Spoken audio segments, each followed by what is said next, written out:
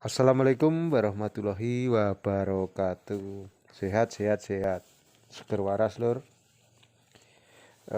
Kali ini saya ingin menyampaikan yaitu jenis penyakit di porang, Lur. Banyak sekali jenis penyakit aneka ragam di porang. Baik itu disebabkan faktor cuaca atau musim ataupun kelalaian petani atau juga penyakit bawaan atau juga penyakit siklus. Jadi siklus siklus saatnya penyakit itu ada gitu. Yang pertama kita mulai dari atas, Lur. Jadi penyakit yang kita mulai dari atas yaitu bercak daun. Bercak daun itu biasanya ada titik hitam, terus akhirnya pinggirnya coklat dan kuning biasanya. Bercak daun ini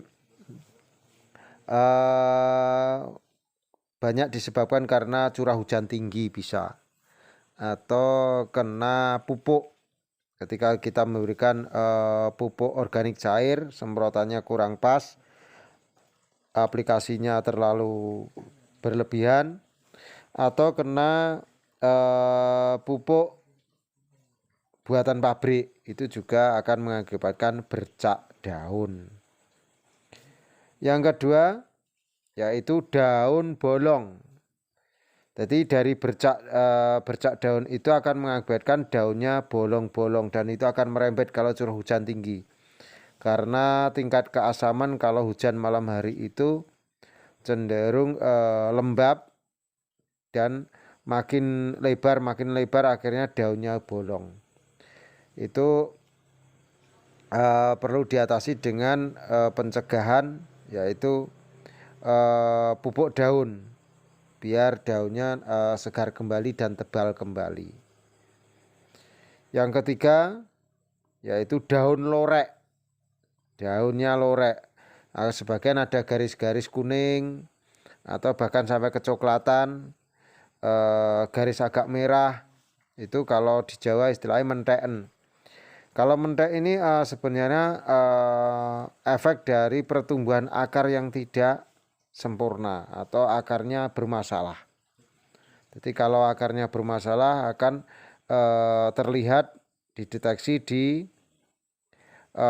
daunnya, termasuk daunnya diawali dengan keriting. Daunnya keriting, nggak bisa melebar dan akhirnya lorek. Yang keempat yaitu batang menangis kecap. Jadi batang menangis kecap biasanya di bawah lehernya itu, di bawah leher tangkai itu ada bercak kecil terus mengeluarkan lendir berwarna seperti kecap, agak coklat kehitaman. Itu sebenarnya penggerek batang, Lur. Itu di dalamnya batang itu ada semacam larva atau ulat yang makan di situ, terus kotorannya itu keluar bercampur dengan getah. Jadi itu penggerek batang. Kalau di padi biasanya disebut juga potong leher. Jadi penggerek batang. Itu biasanya yang membawa adalah lalat, semacam lalat buah seperti itu. Dia ngentup ngentup batangnya itu akhirnya terjadi seperti itu. Terus yang kelima busuk pangkal batang yang familiar sekarang ini banyak busuk pangkal batang itu banyak faktor untuk busuk pangkal batang, bisa juga penyakit bawaan, juga dari bibit atau karena cuaca lembab atau karena salah pupuk. Terus yang keenam adalah busuk ujung akar. Busuk ujung akar. Ini nggak bisa terlalu terlihat, busuk ujung akar bisa juga terlihat seperti daun lorek. Jadi Sebenarnya yang kena penyakit itu akarnya, itu bisa dimakan gendon, bisa makan uret, atau juga larva-larva kecil atau cacing kecil. Tapi enggak semua cacing makan akar, tapi ada juga penyakit yang memang menjangkit di akar. Lalu yang ketujuh yaitu cabuk putih. Cabuk putih atau kutu kebul, yang biasanya di katak pun juga ada serangan seperti itu, terus terbawa sampai ke ditanam, dan itu akan biasanya cabuk putih itu bersemayam di balik daun, jadi daun bagian bawah stomatanya itu nanti daunnya akan terlihat tidak sehat, bahkan akan terlihat kuning-kuning seperti itu, termasuk mentek itu. Bisa juga cabuk ini di batang bagian bawah. Di batang bagian bawah juga bisa terjadi cabuk seperti ini, nanti pertumbuhannya akan tersendat atau kurang sehat. Yang kedelapan, ulat. Ini jenis ulat yang ulat ini ada ulat predator, ada ulat alien, dan ada larva. Jadi jenis ulat ini kalau ulat predator berwarna hitam, lorek kuning dan merah. Ulat alien warnanya kuning, hijau, dan coklat. Dan kalau larva biasanya cenderung lebih kecil, nggak gampang terlihat. Jadi ini juga momok juga untuk khususnya tanaman porang, akan berakibat fatal kalau nggak dideteksi dari awal untuk ulat ini. Kalau ulat bisa dibunuh secara manual ataupun disemprot dengan insektisida kontak. Yang kesembilan adalah faktor cuaca, lor. Jadi error di tanam porang itu bisa diakibatkan cuaca terlalu dingin, tingkat keasaman tinggi, juga gampang error, banyak penyakitnya. Cuaca panas dia akan loyo dan lemas, bahkan bisa terbakar. Atau cuaca hujan terus menerus, itu juga akan porang itu akan roboh dan perkembangannya kurang bagus. Jadi kalau faktor cuaca ini nggak bisa ditanggulangi, tetapi kita bisa deteksi, antisipasi saja.